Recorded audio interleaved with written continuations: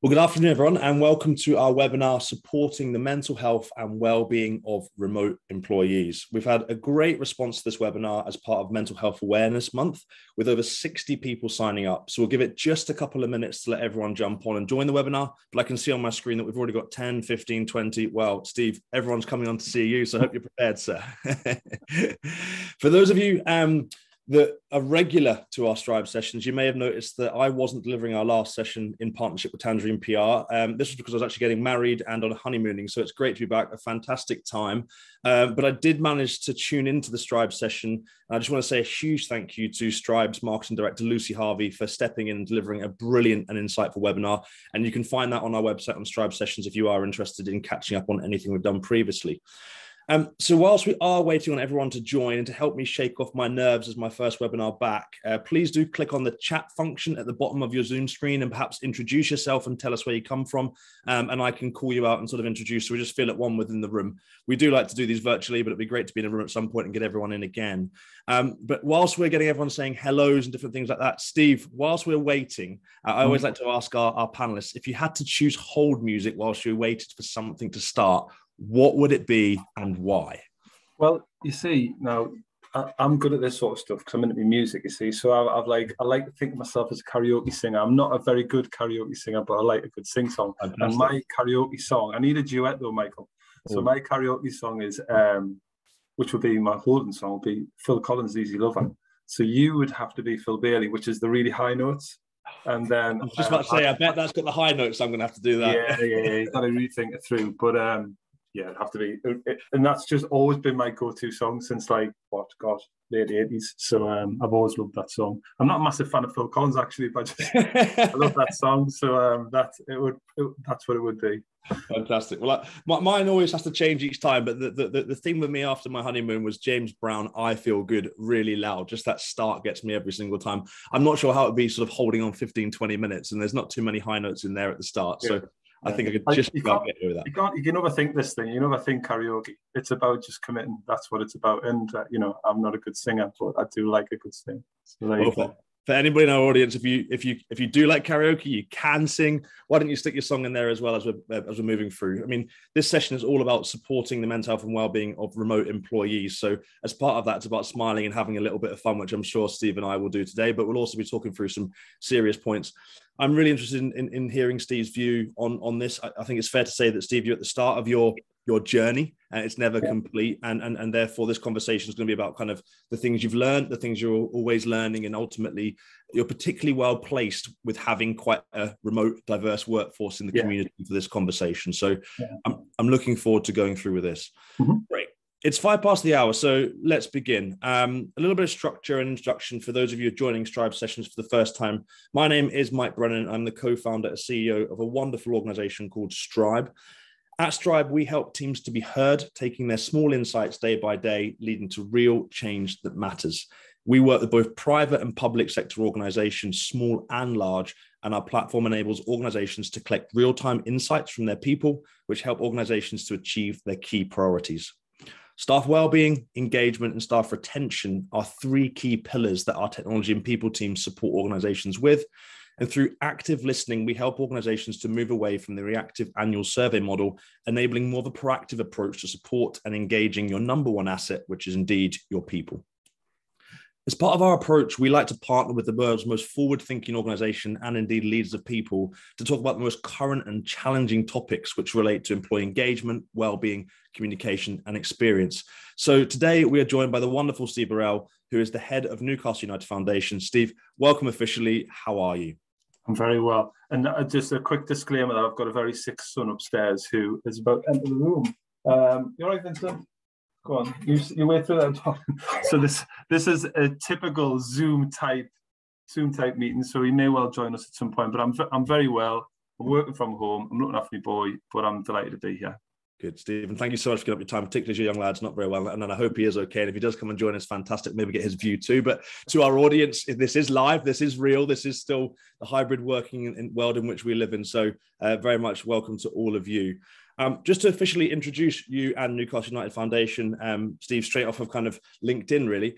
Newcastle United Foundation uses the power of football to motivate and inspire people to be more active, learn new skills, be more employable, and to reach their potential.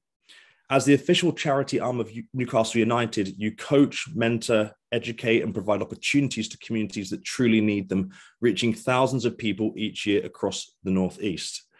Recently, Steve has led on the community project Newcastle. And Newcastle, and maybe Steve, you can say that a bit better than I can in a second, powered by Newcastle Building Society, is Newcastle United Foundation's world-class community hub located 5 minutes walk from St. James's Park in Newcastle. I can't wait to come up the road and see that very, very soon because it looks absolutely fantastic. And I'll encourage all of you, if you live north, live south, do go up there. And I'm sure Steve will touch on it in a few moments' time in terms of the work we're doing. I first met Steve before COVID, and I have to say I'm a huge fan of your work, Steve, and Steve's work and leadership approach. And the reason being mainly because even before the pandemic, you had a focus on supporting and understanding the well-being and needs of your people. I was lucky enough to be invited by Steve to one of his spotlight well-being sessions with his managers, where he ensured a place for managers to suggest and implement initiatives that would better support the well-being of Newcastle United Foundation staff. I really just enjoyed that open, structured communication. And again, we'll be hearing more about that today in terms of some of the learnings in the last couple of months, I'm sure. Steve, you lead a workforce of around 150 staff members, if not more now, both full-timers and volunteers, depending on how you count them. And you provide a range of programs in the Northeast community that I've seen firsthand work, and they're absolutely fantastic. I've got lots of questions coming up to ask Steve, and it's a bit of a fireside chat, really, but we'd like you, our audience, to ask as many questions as possible. You'll see there's a Q&A box at the bottom of your Zoom panel. If you click on this link, you'll be able to ask us a question, and we'll do our best to get through as many as possible. If you do see a question that you want to be answered quicker, please click the little upvote button at the bottom. The more upvotes it gets, the faster the question will go to the top, and it's as simple as that for us to ask. So today we aim to explore how to support the mental health and well-being of remote employees. For some background, in the UK, 1 in 4 employees experience a mental health problem each year. Even though this is a challenge that HR leaders and managers have been dealing with for a while, it's been recently complicated by the rise of remote and often isolated working environments. Although remote working has its benefits, 31% of respondents in a recent survey admitted that working apart from their colleagues has had a negative impact on their mental health. And 84% also admit that it's harder to connect with their peers virtually compared with in person, as there is less communication between team members, something Steve and I were checking on just briefly before, so we might come back to that point.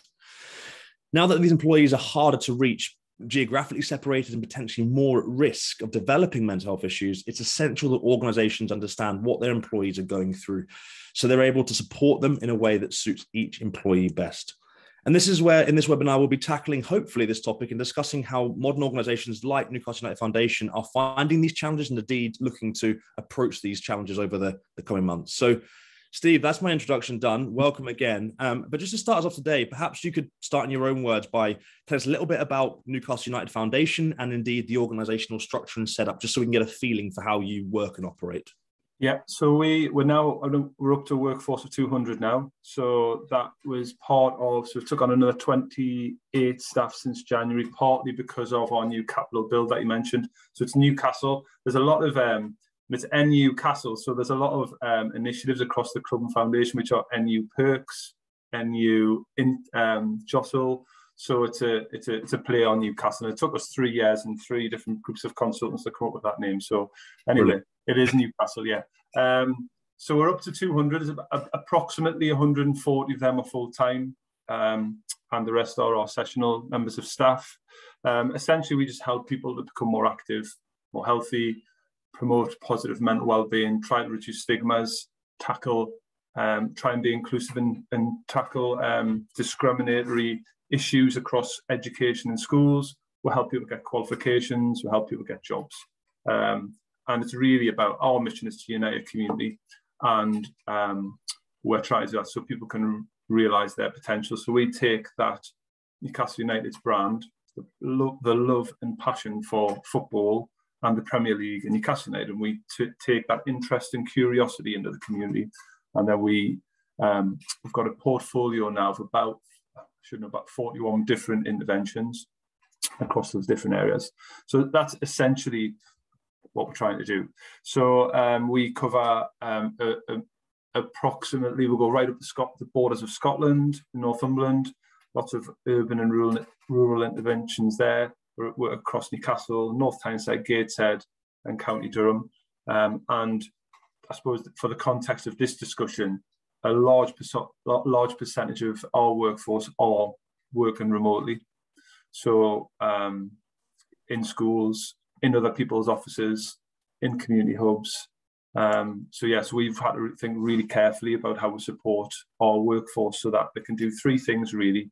So my job is to make sure ideally people enjoy their work, that they're motivated to do that job, and that they're connected to our mission.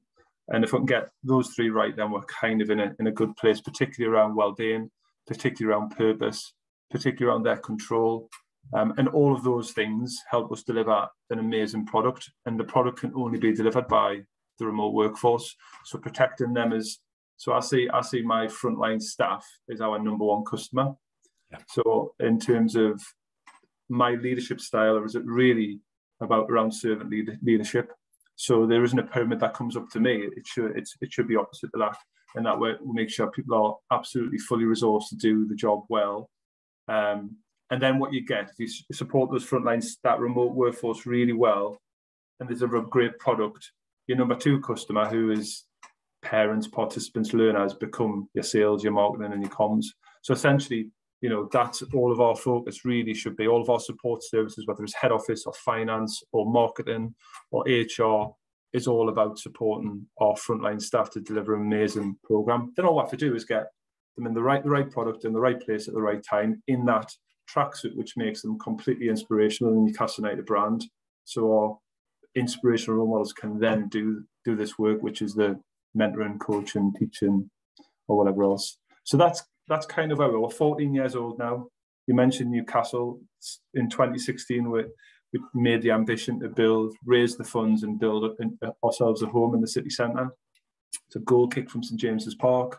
And we realised that dream and opened officially on the 29th of March this year. So it's been a 6-year cycle of getting to that point. But, we've had a really strong year last year. We were awarded North East Charity of the Year last year, which we've never done before, but is an amazing honour for us to be recognised across the third sector. We did really well nationally in the Premier League, runner-up as the best Premier League community club organisation, and then went on to win the International Community Award for Sport. And I think all that was a legacy of our commitment to COVID and our ability to leverage in millions and millions of pounds into the North East to get people more healthy, active, more employable. So I suppose and my role within that is to lead our senior management team of six other people, and then report that through to our board. The foundation itself is a separate charity, whether Newcastle United's official charity, but we're a separate organisation with our own governance, which the club sit on. So I report into that board. I work strategically with Newcastle United, and then my team do run that business, if you like, which then the business is Newcastle United Foundation. Fantastic, Steve. Really, really helpful. I've even learned something there, and I knew all about that, as it were. And I think this is why I was excited to have you on the call today, because I think it's fair to say that, yes, football is at the heart of what you do, but like you say, there's over 50 initiatives you're trying to deliver in the community, but the structure and the process of supporting your remote workers to deliver the journey with everyone behind that force is very similar to any organization, right? Whether you're from manufacturing or whether you're from different sort of telecom businesses. If you've got sales teams out on the road representing your brand, that is remote and isolated workers delivering and representing what you do in the same way of your guys and girls that are delivering in the tracksuits, the services in the community. So there's some real synergies that everyone can take away from a football foundation and charity that you've grown over the last few years. Yeah, I mean, you were part of our keep in touch with staff during that COVID period, because we were talking about how to use your products and your apps to really understand what the need was. But what we learned during that period was 5 key areas we need for staff, and these aren't mine; these are just from having researched the staff at that point. They need all these 5 things now working remotely. They need to feel like they've got some control of destiny, control of their work. Everyone wants some hope. If they can see a way that's going to get better, that'll be a better future. That was absolutely tangible during COVID, that it was going to get better. They want to feel connected. and belong to something. We get that real sense of identity by putting on a brand. That's Newcastle United. Yeah. They want to know that their work matters. And for me, they want to enjoy their work. I mean, you know, if you can enjoy your work, you know, you never have to work a day in your life, is the saying, isn't it? But I think those 5 things are still true now. We used the change curve throughout COVID just for people to check in terms of where they were. So we could work out what additional support people might need, but also just to share that actually, we all just, like, my role is to lead the foundation, but we're all just working for the foundation. We've all got the same dramas and challenges. But certainly control, hope, belonging, purpose and enjoyment was key. And it's something that we probably need to check in with again. I think we mentioned before, we've done lots of things that haven't worked. And, you know, you sometimes get to do these kind of webinars and everything goes, oh, this is everything that's amazing. But the reality is, like, lots of stuff just hasn't worked the way we intended. And we spent lots of time on these sort of psychological approach, and we kind of haven't touched on it again. It's something we need to check in again with, because certainly on programme, we're absolutely feeling the impact of COVID with young people now, particularly with our brand, because a lot of the people we work with around employability, personal development, have had some really chaotic lives.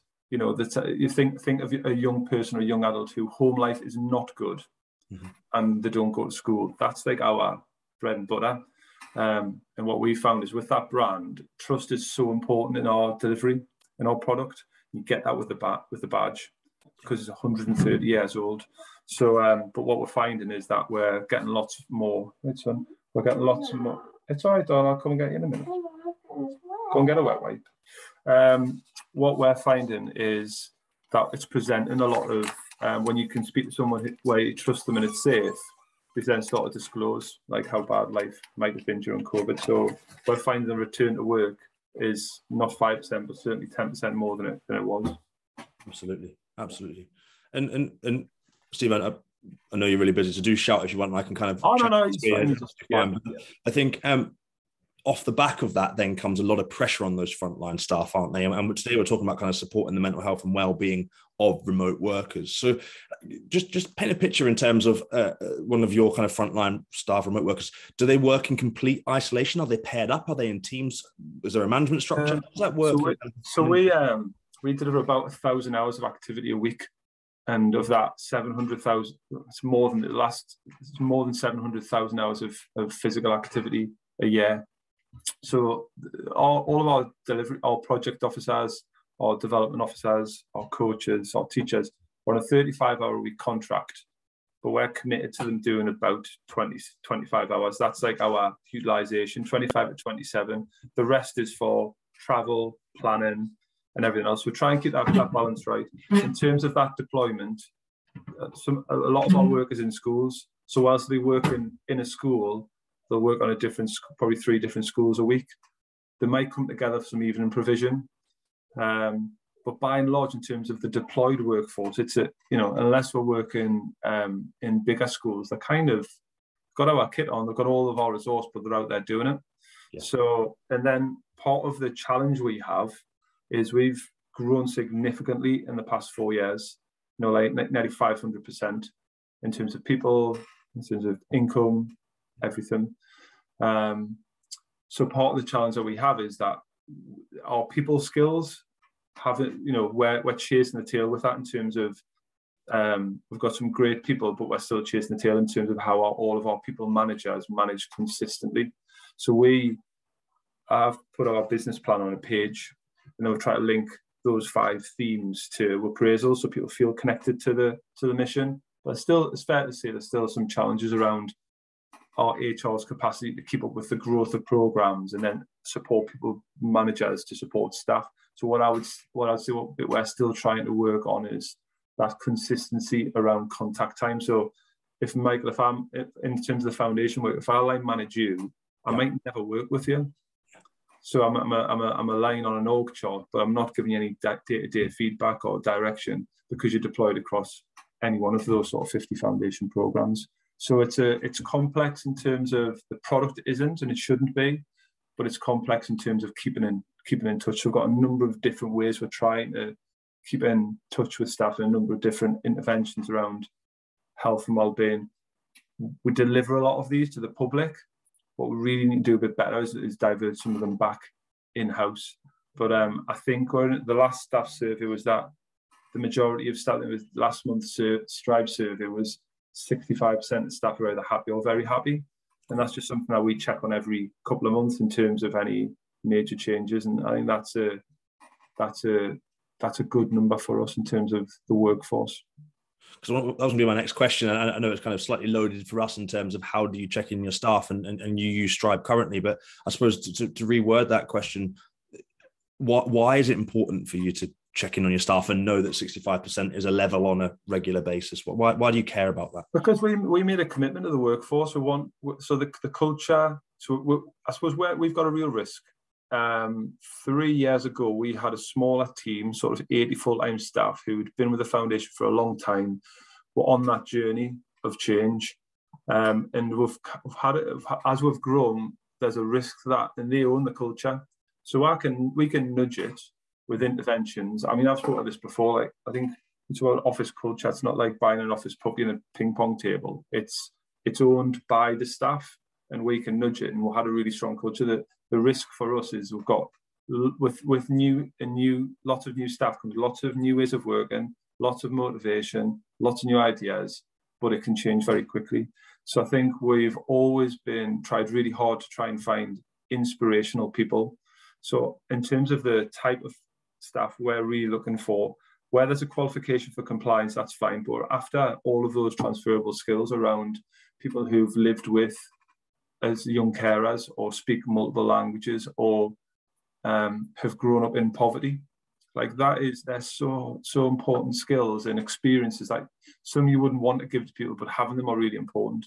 So we're really finding good people who can work as part of a team, want to enjoy their work, are motivated, don't want to become a millionaire, because you're never going to become a millionaire, but you could have a job that you really love doing and touch the impact. So we've worked hard on the people stuff. So being able to keep connected to them is important. As the workforce has grown, it's become more difficult. And as the workforce become more dispersed because our need is greater, we've just had to really think about how we'll keep in touch with staff. So we'll try lots of other things. We've now got an employee forum, which meets every sort of cycle of board meetings. So anything I'm telling the board that isn't confidential, I'll share with staff the same week, so they get the information first. We're looking at our internal comms in terms of monthly, what we need to do and what we need to say. So one of the criticisms recently from our staff wellbeing board was actually that we're probably not communicating internally as well as we possibly can. So we've got new interventions around our pride wall. We'll get sort of hundreds of compliments a week, and we probably haven't done anything with it. But supporting staff. We do this monthly Strive push notifications, and then we've got a senior management team program visit, which kind of stopped through in COVID, but it's just about getting out and talking to staff in terms of really three things: how did you get to us? Where do you want to go? How can we help? What do you need to do the job well?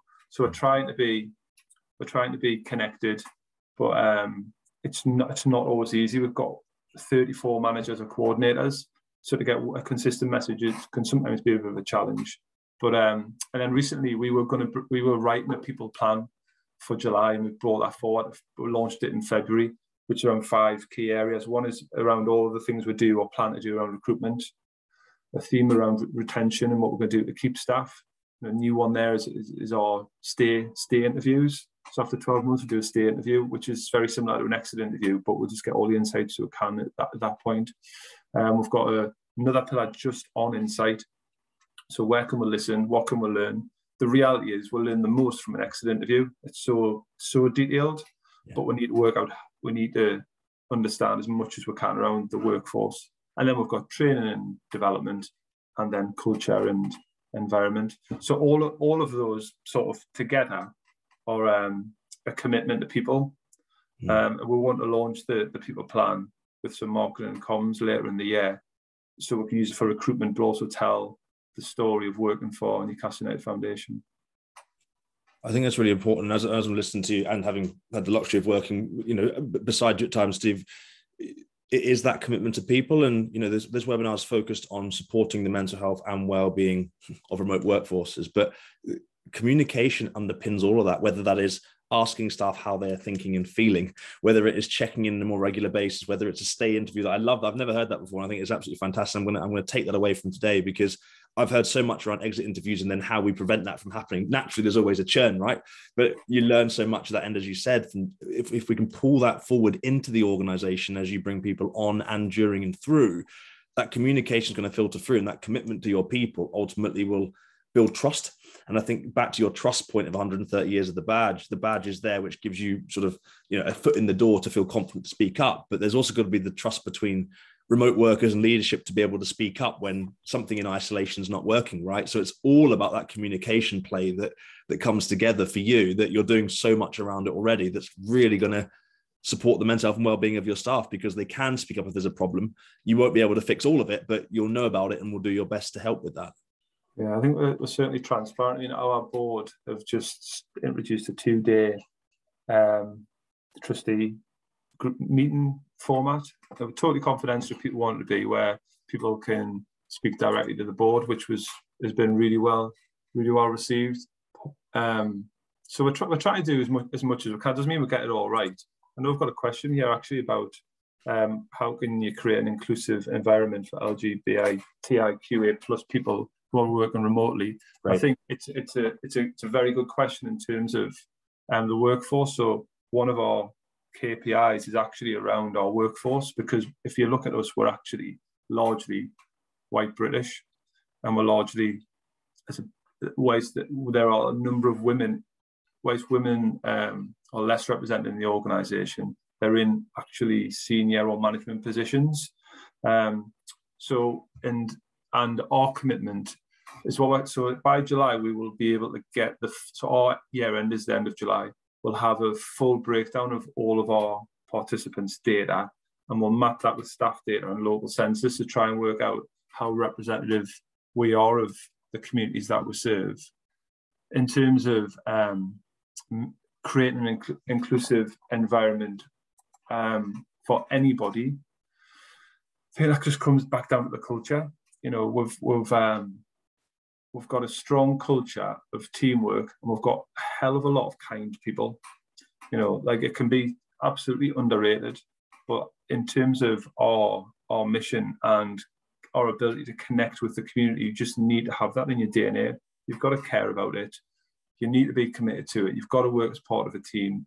But actually, it's that saying, young people don't care how much you know until they know how much you care. So I think in terms of creating an inclusive environment, there's always opportunities, certainly through Strive, for people to give feedback anonymously. Newcastle United Football Club has to go through the Premier League's Equality, Diversity, Inclusion standard, and the forfeit for that is a fine and points deduction. So it's pretty serious stuff.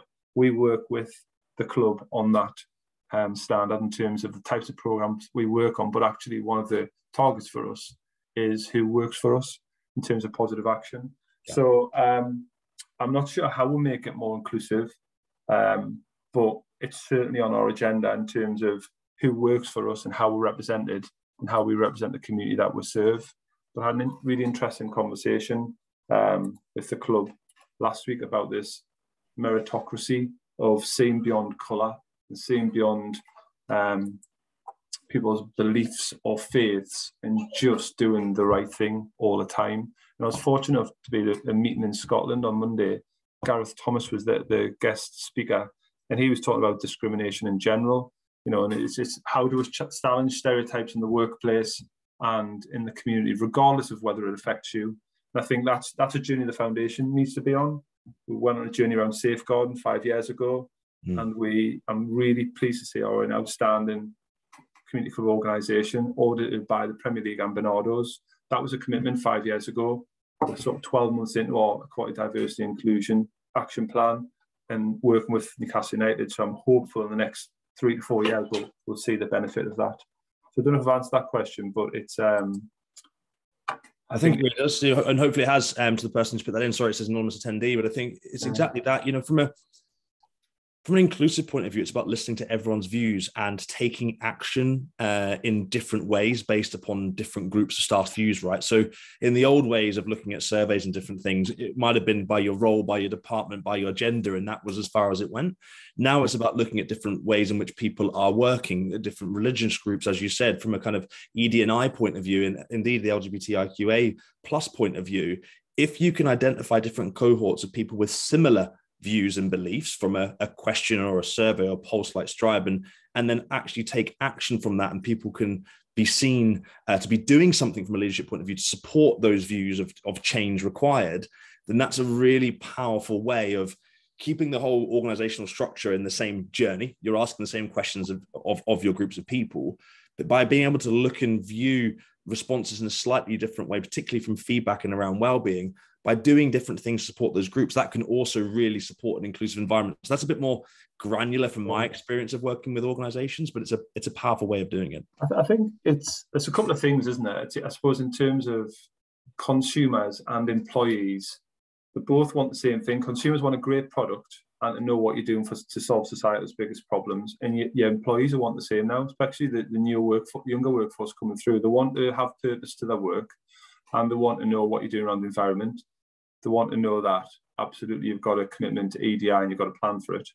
And those, as a business, our commitment to safeguarding and the staff who work in that department, our commitment to EDI and the staff who are fully employed to do that, they're a cost as a business. There's no return if you're looking at the balance sheet, but they're absolutely fundamental in terms of being a responsible employer and ensuring that your policies and procedures are brought to life. So I think, we make a commitment through our recruitment process around our commitment to equality, inclusion, and our commitment to safeguarding. And that's largely because, what's the best way to say this?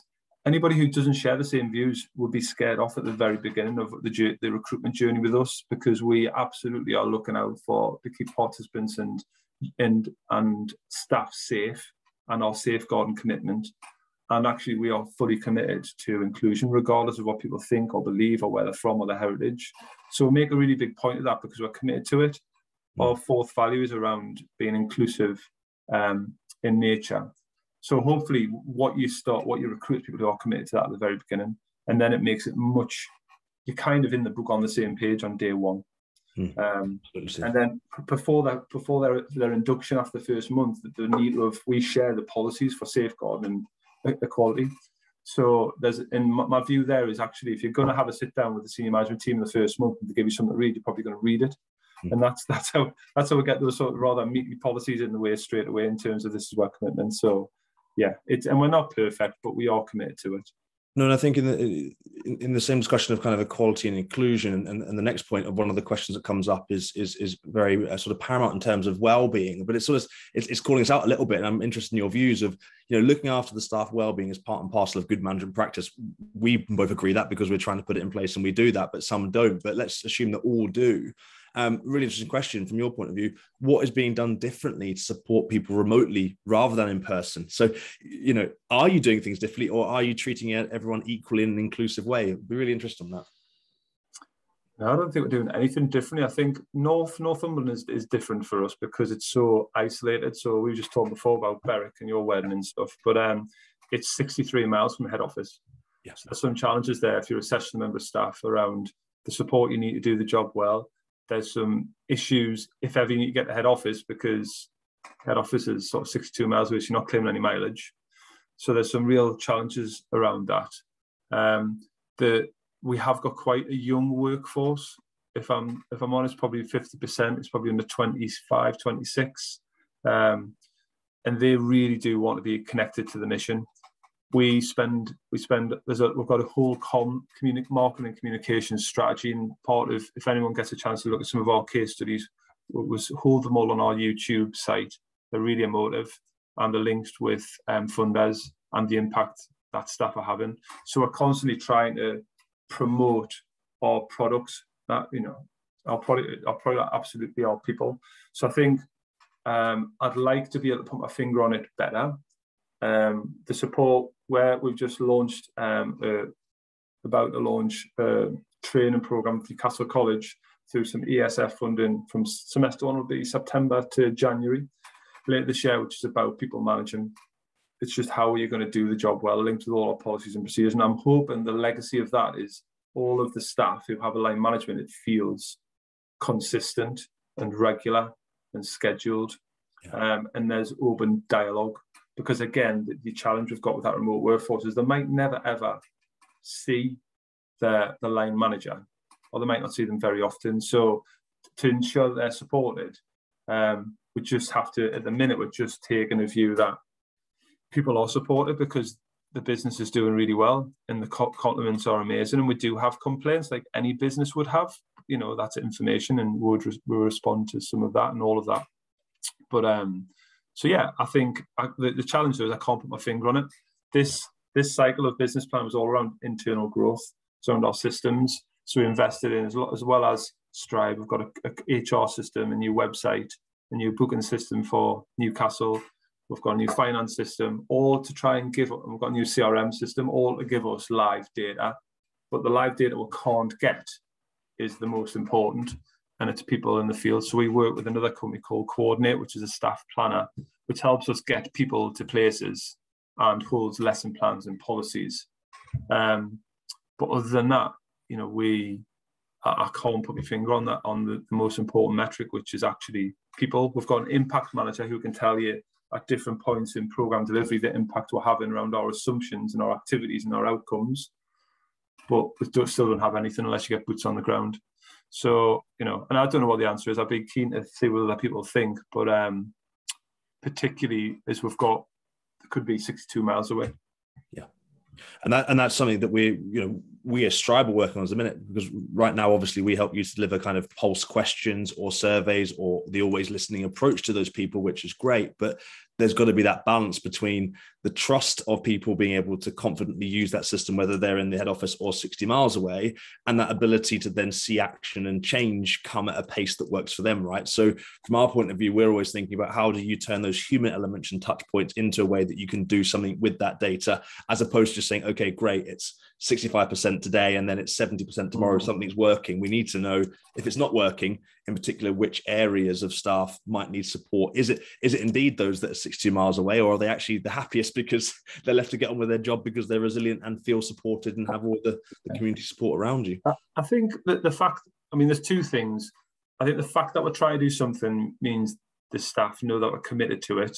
Yeah. We probably haven't given them enough information on what we've done when we've listened to them. That's probably, you know, a slight criticism, which came out of the last staff wellbeing meeting on the 3rd of May, which the manager sort of coordinated. So that's something that we need to redress, but we're listening. I mean, that's the main thing. We are listening.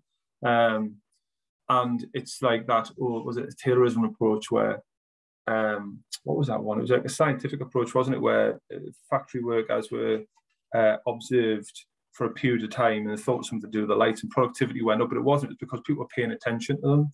You know, I think we are constantly paying attention to our staff, but it all comes down to those people managers. Yeah, you know, that's the critical bit for us, and that's the bit where our focus certainly is in September. And just building on that, Steve, you know, just keeping on the theme of kind of mental health, well-being, and all of your work source, because it's inclusive, but indeed the remote workforce. Why do you feel it is so important to make mental health and well-being a key priority within an organisation, or indeed your organisation? Why is it important? There's a bit for us where you either talk about it or be about it, right? So we are health and well-being. Got a brilliant health and well-being department. If nobody's sort of checked in with our Be a Game Changer intervention yet, you should. That was 4 years ago. We just like the statistics for men over 40 in the northeast around suicide are the worst in the country. 1 in 4 men are at risk. So there's another 2 guys on this call. One of us, the biggest risk to us is ourselves. Yeah. So we have one campaign called Be a Game Changer, one around the club and our ability to broadcast a message around positive mental health and reducing stigma, and another one which is 4 years into a PhD study with Newcastle University around behaviour change, that programme called 12th Man. So there's a whole piece here about, and we've reached over 2 million people with that programme now. So there's a bit around talk about it or be about it. The other bit, I suppose, is run the business is, you know, creating a healthier workforce has a range of benefits for a business, right? Productivity, reducing sickness, absence, morale. And all of them, whichever business you're in, it'll give you probably a healthier profit somewhere. And we're not about profit. You know, we're a charity. 92% of all of, was it 90? Yeah, 92% of all of our income goes back into the community. So there was some research around healthy employees can be 3 times more productive than the less healthy peers. I can't give you the data on that, but just we know that it's important that we're in the space where we're listening and supporting staff around their health and well-being. But physical activity and mental health is a huge part of what we do. So it just comes back to talk about it or be about it. That Be a Game Changer campaign now is getting picked up by other clubs. We've shared it with Sunderland across the Tyne, over in the Weir. We've now got a 24-hour free hotline for people to text and get replies instantly in terms of any sort of issues they're having. I mean, if anybody's at crisis point, they should absolutely phone professional services. But actually, anything else, there's a referral or support through the foundation. So I think well-being is at the core of what we do. Yeah. The statistic around men over 40 in suicide comes to life if you ever get the chance to come to St James's Park, which is just in a brilliant atmosphere recently. The Holy Stand is the number of men that would be at risk. When you look around that stadium, you think there's a hell of a lot of risk in the northeast, and that's not just us, and that's in every workplace. And the power that the club has is that there's 52,500 people and more coming together for a reason anyway. Yeah. So we're just asking them to look out for each other and do one other thing and just change the conversation slightly to touch on well-being. So it's vitally important to society, and it's part of our DNA. No, I think that's everyone listening on the call. If not already, obviously it needs to be part of your DNA, communicated, and that always listening approach will certainly help as part of that. So building on that, we had a quick question in terms of like the always listening and being on. Do you use some form of online portal to keep in touch with the team workforce, or a wellbeing app? Maybe I know we've touched on Strive briefly in terms of how you use it, but we haven't got a golden bullet for that. No, we have protected time every year where at least three, but normally 4 full staff days. September, January, Easter's a bit tricky, and then end of the season in July, where we try and get everyone together when we can. They're the best times for us to try and get some compliance training, but actually do some listening and do a little bit of talking and presenting. But we don't have an application other than Strive where we can reach out to staff no matter where they are. I think, but then even then, our internal target for Strive is to increase the return rate. I think we're like at 60% or 65%, which my board think is actually a pretty good response rate. I mean, you might know better, but we want to increase that. So yeah, that's our tool really, is that monthly regular push notification. And that's one of the things we've recently been investing in and launching, because we found that it needs to be two-way conversation much more than rather than just the push. So we've really been focusing on what we've been calling the employee voice, and finding a way rather than staff email or via line manager, because both are still required. It's not about replacing them. It's about another avenue. Is giving the ability for people, whether they are 62 miles away or whether they are in the head office, that chance to sort of speak up in that trusted environment. So we're starting to build on that as well, because it's not just a case of, like I said, the push and the data is really, really important for those sense checks, but we also need to be able to listen to people, to suggest those ideas about what we can do better of, or raise concerns. But again, that's just a digital way of representing your employee forums, right? Which you do a very good job of as well. So tech needs to mirror the physical parts of actually doing something, if I'm right in saying. Yeah. Well, it's, we, like when we had a conversation prior to this, I don't think there's so much more we could do, and there's bits that we've got wrong. Our ability to communicate with staff still isn't where we need to be. So where Sarah Metcalf, who's Deputy Head of Foundation, looks after marketing, business development, key strategic initiatives. She's having a look at that now in terms of like, how will we do that so it's effective. Did have a internal sort of newsletter which was called Noise, but that just didn't quite work. So yeah, well, I don't think we're perfect at this, but it's important that we keep at it, and it's important that the staff know that there's an opportunity through employee forums, there's the internal newsletter, there's Strive, there's our get-togethers, and there's going to be the people plan, where there's an opportunity to anonymously or not tell what they think, and that's can't be underestimated in terms of listening. You just can't, you're just kicking a can down the street otherwise. Have you got any real life examples of where you've listened to employee? You touched briefly on the communication challenge you're going to be working on now, but have you got any previous ones where employees have said something, you've listened to it, and you've drove action as a result of that employee insight or data? Well, the people plan getting pulled forward to February was based on some internal feedback we had, which wasn't necessarily positive from a new employee. So we took that really seriously. The trustee meetings were on the back of that. So I'm open and transparent that we're trying to do the right thing. I've got nothing to hide. Staff being able to access trustees who hold all of the accountability. Well, I hold the accountability, hold the responsibility, is another demonstration of our commitment to listening. So the employee forum came on the back of that. I've had 2 meetings now. The trustee forum and the people plan being pulled forward to February from July. It was a hell of a lot of work, but that was in direct response to some of our newer staff who didn't actually know, what some of the policies were, what they were entitled to, how we were going to support them. So our February half term was the last, previous last full staff meeting. I presented our ambition then, and we've done it now. Just got to bring it to life. So yeah, so they're pretty recent cases where we've listened and we've brought forward some interventions and done some more. And then that meeting on the 3rd of May was really interesting, in terms of what some of the staff thought. So we're just doing an SMT response to some of that. So yeah, it's just a culture thing, isn't it? You can't just be about it one time. You've got to keep that up.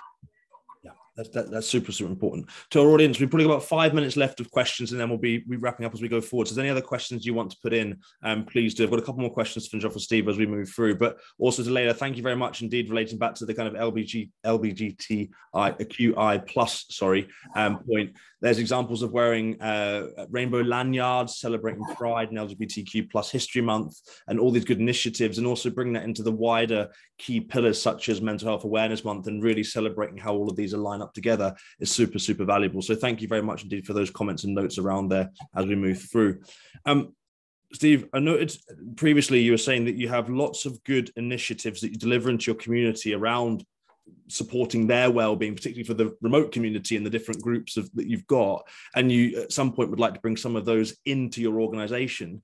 Is there any sort of ones of mind that you sort of think I'd love to be able to port this in to support our staff on the front? We're delivering this, but we're not doing this. Yeah, I think so. We work with about 294 walking footballers who are older men. I keep going, you've got to be over 50. I'm nearly 50, so that's terrifying. During COVID, and those guys didn't sign up because they wanted to be part of a social isolation initiative.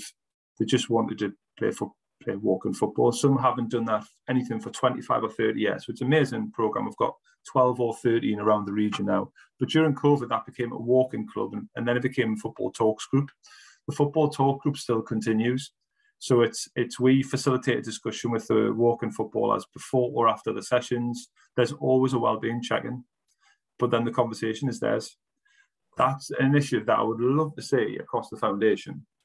I would, but I think the part of the risks for the foundation as well in this cycle of plan, do lots, and sometimes I'm worried we could just be busy fools. So reviewing and celebrating successes are our third value. And it's in there because we don't do it very well. It's a commitment to try and do it better. So I think we could learn quite a bit from some of our health and wellbeing programs and interventions. So the work we do on 12th Man around behaviour change has sleep workshops, stress workshops, anxiety workshops, diet nutrition workshops. Really, they're workshops we should be making available to staff. We did during COVID, but it's perhaps something we should think of embedding internally.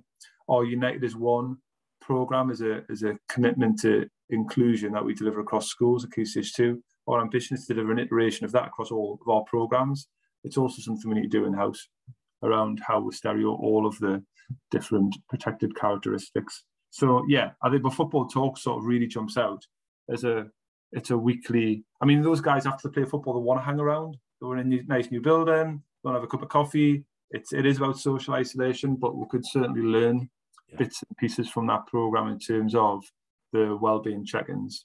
Yeah, and just building on that as well, sort of plan do, adding new things in, not doing too much, not doing enough. Yeah. Measuring success, obviously, you use Strive to measure the check-ins of response rates and well-being rates and everything that come and check-ins.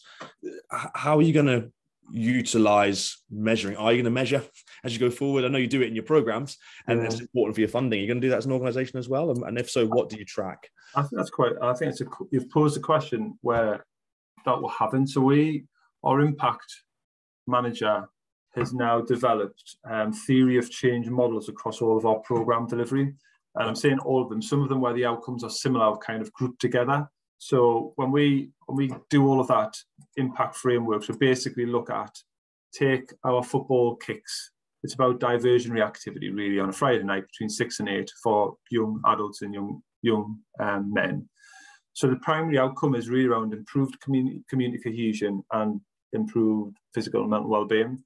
So we know that the activities that we deliver are mental health support, volunteering, events, sports sessions, themed workshops, and then we'll link that with all of the secondary outcomes around improved teamwork skills, increased social equality, higher aspirations. Now, what we haven't done that internally.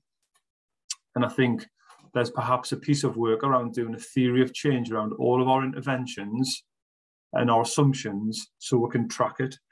Excuse me. So the purpose of that impact outcomes framework is that we can put our finger on the difference we're making. So when we're talking to funders, not just us saying that we're doing a good job, we track that, we monitor that.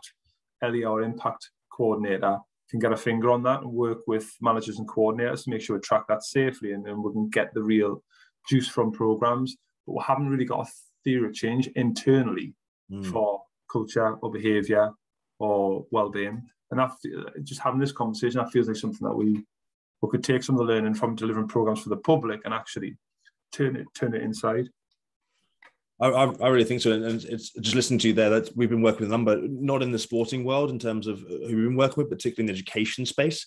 A lot of that naturally in the same way as we deliver all of the different programs for our young people, how we sort of plan doing, reviewing, and looking at those measures moving forwards. And it's really interesting when you line those programs up to supporting wellbeing, how that can sort of support retention off the back of staff, but it's also about measuring those checkpoints and those data and those insights. And, again, Steve, we'll be working with you over the coming months with Strive to sort of really build that out and see how we can support. So fantastic points. And thank you for your honesty that at the minute you're not in that respect, but something you want to work towards. Because I think for lots of organizations, being able to just know what is and isn't working and seeing whether it's improved or decreased on the measures that work for you, because a lot of these different providers talk about benchmarking on the outside for other organizations, but actually it's important for what you and your organization are representing. What are your people priorities?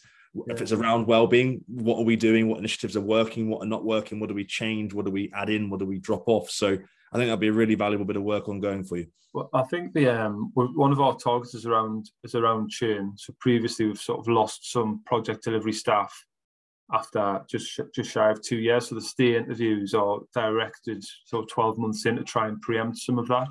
So I think we are hoping that the people plan will pay dividends in terms of retention and staff progression.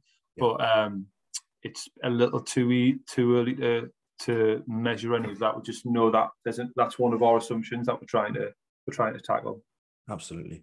And Steve, just final question before I summarize. Do you have any advice for anyone on the call or anyone that might be listening to this who's just starting out on supporting the mental health and wellbeing of their remote groups of employees? And if so, what would that be? when you first started compared to now, what sort of things would you say to get right for people with remote groups of staff? I think the best advice I had in terms of the employees is no matter how many you've got to do those three things. You need to get around the table with all of them individually and work out, like, how did you get to it? Where do you want to go? How can I help? Regardless of the role or their length of service or anything. And then as part of that, what do you need to do, what resource do you need to do the job well. And I think that's where all of our senior management team visits come in. I'm going out at the end of this month just to catch up with staff who are 12 months into the role, because that was the start of COVID and we need to connect with them. I think that connection with all of the staff and really listening to understand will pay dividends, because people want to be listened. They want to feel like they're important. They are important. They want to be on the journey with you. So I think taking the time to do those three things will pay dividends. And I've worked out I think I can know 150 people, but we're at 200 now. It's getting risky. So that has to be a shared commitment. But I think you need to do that with congruence. You need to really want to do that, because people can see past the bullshit, basically. Sorry for swearing, but people can just see straight through it. So I think listening, understanding, and then what you should hopefully get on the bat is motivation and connection with the purpose. And if you've got that, you've got a real chance. Yeah. Steve, thank you so much for today. There's a couple of points I pulled out that are probably going to mirror some of the points that you just said there in terms of insights and things that I've taken away that I think people will find valuable. Is just committing to your people, getting a structure in place where you can listen to everyone, whether it is 150 or whether it is 150,000. There needs to be a structure and a process from the top down. Having leadership buy-in. It's very clear from the top, Steve, that you lead with your teams, that your remote deliverers and they are your people, they are your product, they are the services, and without them, nothing else happens behind the scenes. And the structure you have is really important. So, reviewing what you got in place. Your action plan, do review. It's important to do stuff off the back of what people are asking for and be visible, and making sure that's really, really clear, but also not doing too much. Making sure that you can measure that journey over time, whether it's just a little bit of asking people from an employee feedback, or using something like Strive to measure the success over time of how people are thinking and feeling. There's never enough ways to listen to your people. Face-to-face, platforms like Strive, different technologies, different support services, making your trustees available. It doesn't matter, but we've got to have a channel of open communication to support with that. And finally, building on that communication piece, you can never communicate enough. When you're tired at the top of saying something, someone's probably just heard it once on the front line, if at all, let alone a remote workforce, that if you've not been on the phone to them or your manager haven't delivered that, then there's going to be a gap there. So today's webinar was all about just, shining the light on Steve and the great organization, the Newcastle United Foundation, and hearing about some of the things that Steve certainly cares about and ultimately is doing. Newcastle United Foundation are having an incredibly successful year, and this isn't off the back of just a new funder. This is off of many, many years of hard work and everything that Steve's talked through today. And the point that I'll take away from that is just repetition. Do the basics right. Really listen to your staff, really support your staff, really take the time to get to know them, really take the time to support them when there is needs, whatever that might be.